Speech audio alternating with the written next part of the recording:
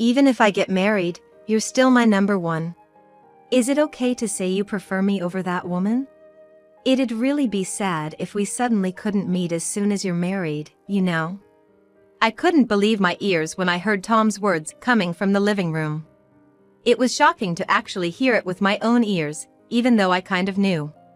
It's not that I didn't believe it, but Emily's story seems to have been true.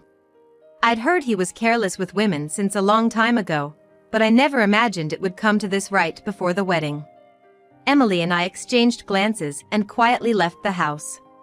Maybe it was better to find out now, before the marriage certificate was signed. With Emily as an ally, it seems like things will go smoothly from here on out. I thought our relationship had been going well until now because I didn't notice anything, or maybe I was pretending not to notice. So it was like a puzzle that easily falls apart as soon as one piece is missing. One after another, various pieces of evidence about those two that I didn't want to see appeared, and I started to wonder what I had been seeing in Tom, almost to the point of disgust. I will never forgive Tom and Christy. With that resolve in my heart, Emily and I started planning how to give those two a taste of hell. My name is Jessica Young. I'm currently 25 years old, working in the HR department of the administration division at a company, and I'm known as a silent, icy woman, so much so that people say talking to me is like talking to a stone. I'm just not good at speaking and find it hard to initiate conversations with others. It's not that I prefer to be silent or that I intentionally take a cold attitude. And now, I live in our own home with my fiancé, Tom Smith. At work, where I hardly ever talk, Tom was the only one who proactively tried to strike up conversations with me. Tom is 2 years older than me and is so skilled in the sales department that it wouldn't be an exaggeration to call him the ace. He started talking to me soon after I joined the company as a new grad, and he was relentlessly pursuing me. Despite being in different departments, he frequently asked me out for lunch or drinks. Tom, a refreshing and handsome man, was rumored to be the target of many women from various departments, so I indirectly turned him down, suggesting we shouldn't be alone together. But Tom was persistent and even pushy about wanting to go out with just the two of us. At first, I wasn't even interested, but I gradually became aware of him as a man older than me, acted like a devoted dog around me. Tom always took the lead, was good at talking, and also good at listening. I saw him at work, and he seemed like a serious, capable person. I had turned down his confessions a few times, but after relentless pursuit by Tom, who doesn't easily give up, I eventually gave in. And that's how our relationship started. We've been dating for 3 years now and living together. Tom proposed to me a little before our 3rd anniversary, and we were about to have our wedding. We planned to register our marriage the day after the wedding ceremony. We finished our meal with both of our families, and the wedding planning was going smoothly. That was when I first met Emily, and since we are close in age, it didn't take long for us to become friends. Emily has a friendly personality, and she proactively talked to me, a very quiet person. For the first half a year, I went to the wedding planning meetings with Tom and even went on a date after.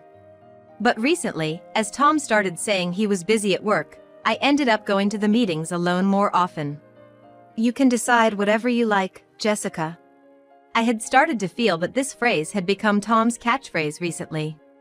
He was also coming home later and later, so I decided to ask him if it really was work. It's really work. I'm sorry for making you feel anxious. I'm just swamped with a big project right now. I'll try to make time from now on. Even though he said this, I couldn't fully accept it, but since he promised to make time, I didn't say anything more. I would just attend the weekly meetings with the planner and then we would go our separate ways. He did make time for me once a week, but he started coming home past midnight during the weekdays. He also started going on more business trips, leaving the house empty. We work at the same company, so I should understand if he's really busy, but looking at the sales department as a whole, they didn't seem to be that busy, and there shouldn't be any business trips. I feel isolated at work, not really having close friends there, and it's starting to weigh me down, making me feel uneasy. I decided to reach out to Emily, the only person I can talk to like a friend. We got in touch and made plans to meet at my house the upcoming weekend, 3 days from now. During those 3 days, Tom would come home late, so the only time we could have a conversation was in the morning. The day of our meeting arrived, and I hadn't even told Tom about seeing Emily. Recently, my conversations with Tom have been nothing more than good morning and have a good day. I wonder, if I wait for Tom to come home, would we be able to talk? I also have work the next day, so I couldn't stay up late into the night. And as always, his business trips seem to fall on the weekends, so we haven't been able to have a proper conversation. Even when I send him messages, he just reads them without replying, and he only answers the phone once out of every 10 times I call. And when he does answer, he immediately says, "I'm at a client's place right now, and it's really busy," before hanging up. While I was pondering about Tom, Emily arrived at my house a bit earlier than the agreed time. We made small talk, and when I mentioned I needed some advice, Emily's expression turned serious. "Wait, my brother?" After I spilled everything, Emily looked shocked. But she quickly started speaking apologetically. "You know, Jessica, I've been debating whether or not to tell you this, but I think I saw my brother downtown during one of his supposed business trips. I wanted to believe it was just my imagination and didn't want to upset you. I'm really sorry." Hearing Emily's words made my heartbeat race. I gently held her hand, understanding how hard it must have been for her to say this, and she started to cry, continuing her story. "When I confronted my brother about it, he threatened me, saying, 'If you don't tell, she won't find out.' You don't want to make Jessica unhappy, do you? And with the wedding coming up soon, every time I saw how happy you looked, I just couldn't bring myself to say it. I'm so sorry, truly. Emily, it's not your fault, okay?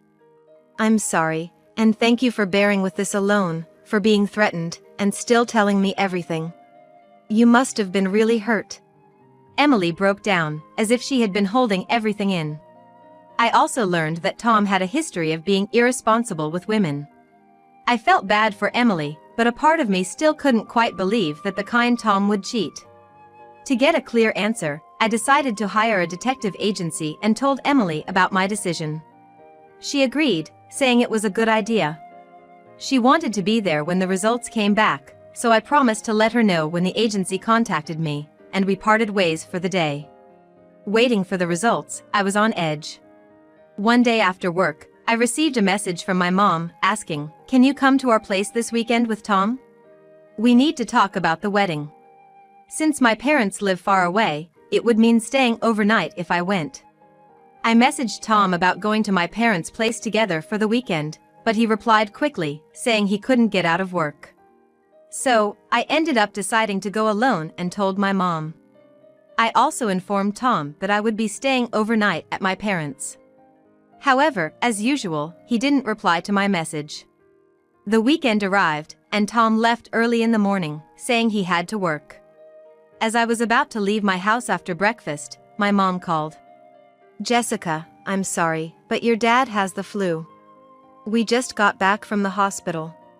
Since Tom is at work too, can we reschedule?" "Sure, I understand. Tell Dad to get plenty of rest, and you take care too, Mom." I hung up, my plans now cancelled. Just then, the detective agency contacted me, saying their investigation was complete, and asking me to come to their office. I texted Emily to see if she could meet up now, and she could, so we both headed to the agency's office. After hearing the results of the investigation, we were utterly shocked. The person my partner was cheating with turned out to be Christy Grubb, a new employee at our company. She worked in the same department, in the same section as I did. She stood out because she was quite attractive, which is why I remembered her name and face. Even though I knew, I didn't want to accept the reality, I was desperately holding back my tears. We thanked the detective and decided to go back to my house to talk about it together. When we got home, I saw Tom's shoes, and next to them, a pair of unfamiliar black pumps. We quietly closed the door, trying not to make any noise, and crept down the hallway leading to the living room. "I've always put you first, even after getting married. Is that your way of saying you like me more than her? I mean, it's gonna be sad if we can't meet up after you get married." While you say that, you're also engaged to that stoic boss, aren't you? But you like me more, right? You little devil. We could hear the unwanted conversation coming from the living room. I couldn't believe what Tom was saying. Hearing it with my own ears, even though I knew about it, was a shock. It wasn't that I didn't believe Emily, but it turned out that what she said was true. I had heard that Tom was careless with women before, but I never thought it would come to this, especially right before our wedding. Emily and I exchanged glances and quietly left the house. We went to a nearby cafe, and for some reason, I started to laugh.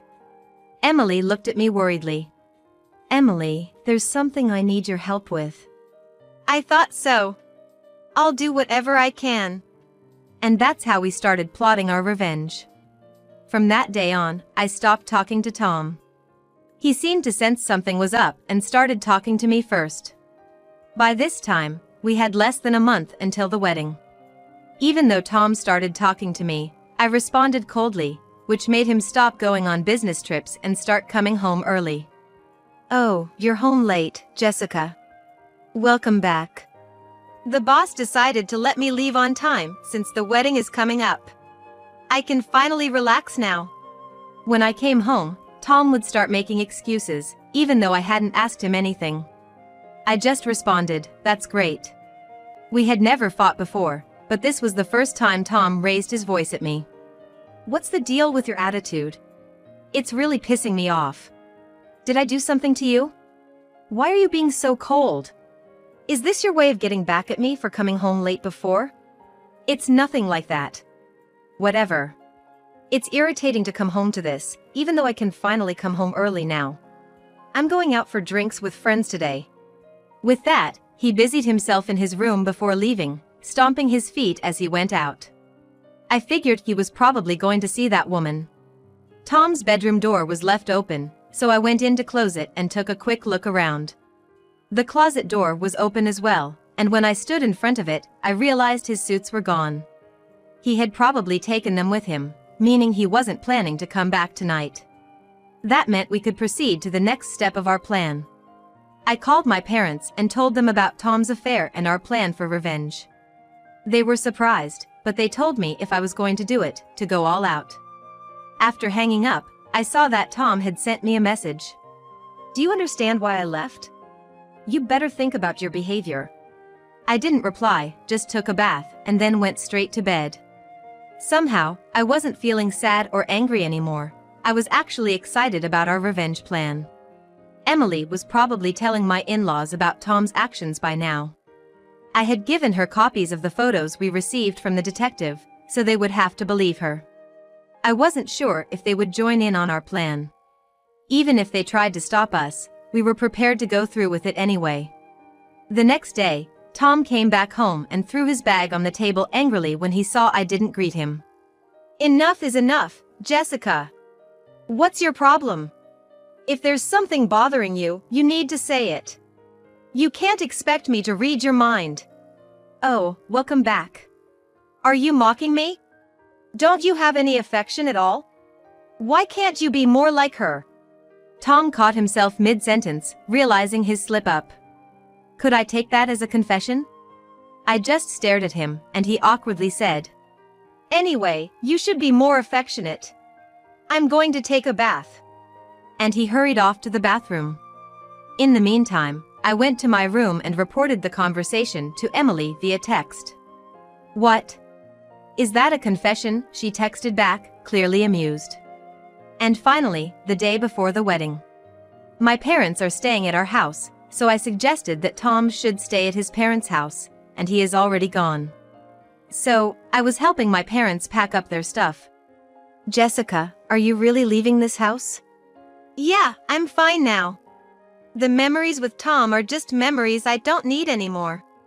With those words, my parents seemed to understand, and they packed the luggage into the car for me. We arranged for a courier to pick up the items that couldn't fit in the car at a later date. The next day, I woke up early, did my makeup perfectly, and was all ready to go. Then, I received a call from Tom. I ignored all his calls, and he started sending me a barrage of messages like "Where are you? What are you thinking? But I ignored those as well. Later, I got a call from Emily, who was at the venue. As soon as Emily confirmed that I had picked up the phone, she asked the venue staff to make it possible to project my phone screen onto the screen at the venue. I switched to a video call, took a deep breath, and started speaking to everyone at the venue through my phone. Thank you all so much for coming today to celebrate with us. However, I am unable to marry Tom. I will let his sister Emily explain the details. After saying this, Emily took the microphone and encouraged everyone to look at the other screen, where photos of Tom cheating were displayed. The venue erupted into murmurs, but Emily calmly explained while sliding through the photos. Tom and Christy, who had been boldly sitting in the venue, turned pale. Well, it was their own disgraceful pictures being shown, so it's no wonder they turned pale. Suddenly, Christy stood up and shouted in front of the screen, "Don't look. This is a misunderstanding. Someone erase this." Tom also grabbed the microphone from Emily and said it was a joke for the wedding entertainment, but no one believed him. The boss from his company started making a fuss saying, "What is going on here?" And his friends were somewhat amused, saying, "Isn't this bad?" Then, Tom's father angrily snatched the microphone and began to speak. "Everyone, we sincerely apologize for the inconvenience today. Our foolish son has caused you trouble. We will return your gifts at the exit, so please at least enjoy the meal. Thank you for coming today. We will be leaving now. Excuse us." And with that, he grabbed Tom by the neck and left the venue. Christy, who was engaged to her boss, seemed to be in a muddy situation, but they had already started fighting. "It's not true.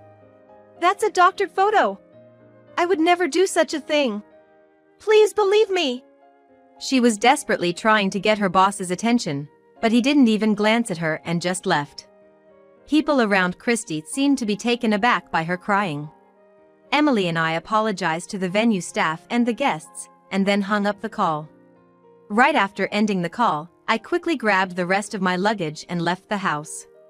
I had already told Emily that Tom's belongings were in a storage rental, so he would probably go pick them up someday. Tom, goodbye. With that, I left the house full of memories behind. After moving, I went to Tom's parents' house with my parents and a lawyer to discuss things with Tom. I knew Tom was at his parents' house because I had asked someone to watch him to make sure he didn't run away after the wedding ceremony ended. As soon as we arrived at Tom's parents' house, Tom started loudly berating me. "Jessica, everything is over because of you. I've been put on house arrest by my company, and they said they will decide on my punishment later. What the hell? What are you going to do about my life now?" Tom's father held him back, and we were led into the living room to start discussing the main issue. The lawyer began explaining from the beginning and brought up the topic of breaking off the engagement, which seemed to surprise Tom for some reason. Wait, why are we getting married?" We were all surprised to hear Tom say that, wondering if he really thought we could still get married in this situation. I'm sure everyone in the room was thinking the same thing. Of course not. What are you talking about? Well, let's continue with our discussion. Our demands are $50,000 for the wedding cancellation fee and $20,000 for emotional distress. There will be no division of assets. If you refuse this amount, we will immediately take legal action. Tom seemed like he was about to say something, but his father stopped him. It was his father who spoke on his behalf. "Jessica, I'm really sorry for what my foolish son has done. Please, go ahead with your demands, regardless of what this guy has to say. I'll make sure he pays for it himself, whatever it takes." His father was trying to get Tom to say his apologies, to express his regret for what he had done. Seeing his sincerity, I decided to leave without saying anything more. As I left, thinking that it was all over, I realized that I was the center of attention when I got to the office the next day. But since no one talked to me, I was able to go about my work as usual. When it was time to leave, I was about to head home when someone called out to me at the entrance. I turned around to find Christy, with a look of rage on her face. "It's all your fault. Because of you and your meddling. I was this close to marrying into wealth, having a handsome lover, and living a happy life. I will never forgive you."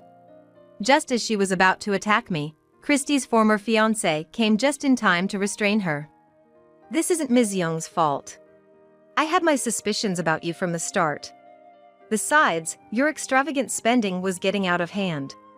I would have called off the engagement regardless of this situation." With that, Christie broke down in tears right there. He called the police, and they took Christie away. She was given a stern warning by the police for attempting to harm me. The next day, I thanked him and thought I could finally get back to my normal life, but it wasn't that simple. I accidentally answered a call from Tom. Thank goodness. I finally got through to you. Jessica, can't we start over?" "What are you talking about now? It's impossible." "Well, I'm gonna pay the alimony, so I can live in that house, right?" I couldn't believe what Tom was saying. The house we lived in was a gift from my parents for our engagement. And it was in my name. "No, I sold that house, though." "What? Why are you deciding things on your own? The house is community property, right? You should deduct the money from the house from the alimony." "First of all, that house was bought by my parents under my name. It doesn't count as community property. Talking to you is giving me a headache. Don't call me anymore. Goodbye." Tom was still saying something, but I hung up without listening and immediately blocked his number. I then called Emily to tell her about the contact from Tom, and we agreed to meet up later. Today's the day I'm meeting up with Emily. We decided to catch up over a cup of coffee at a cafe and talk about how Tom has been doing. I heard he's dealing with a lot right now, including alimony from me, a cancellation fee from the wedding venue, and alimony from Christie's former fiancé, all adding up to around $100,000. I'm pretty sure the company decided to just transfer him to a different department and gave him a talking to when the alimony claims got settled. However, since he's never done anything but sales, he kept getting scolded every day, snapped, and eventually quit on his own accord. He was planning to mooch off his parents and settle down there, but his father kicked him out, or so Emily tells me. But if we just leave him be, he seems likely to stop paying the alimony. That's why he's ended up working at a factory owned by a friend of his father, living on site. The factory's located in the middle of nowhere, and there's no cell service, so I doubt he'll be able to bother me anymore, Emily said with a laugh. Since Emily seemed to know what became of Christie as well, I decided to ask her about it. Christie apparently had to pay $20,000 in total, $5,000 to me and $15,000 to her former fiancé. With her looks and charm, she could have easily paid that off quickly. But she has this bias that night work is for lowlifes and ended up wandering the streets, unable to pay off her debts. She managed to find some temporary work, but since her only assets were her face and her charm, she couldn't do the job well enough and got fired. In the end, she started working multiple part-time jobs just to scrape by and then got hooked on going to nightclubs. Her debt kept growing, and she couldn't pay off her tabs at the nightclubs anymore. The last I heard, she was taken away by some tough-looking guys into the night, and no one knows where she is or what she's doing now, Emily explained. I asked her how she knew all this. And to my surprise, she told me that she and Christie went to the same middle and high schools. Christie was infamous since middle school for rumors about her stealing other girls' boyfriends. Emily never liked her to begin with, so she's glad to be rid of her now. As for me, I didn't face any backlash at work. In fact, I became more popular and started getting invited to lunch more often, even becoming close friends with some. I've also gotten pretty chummy with Christie's former fiancé. We get along so well that we go out together on our days off. Where it will lead, nobody knows yet. Emily and I are still close, like sisters or best friends. And I plan to keep it that way.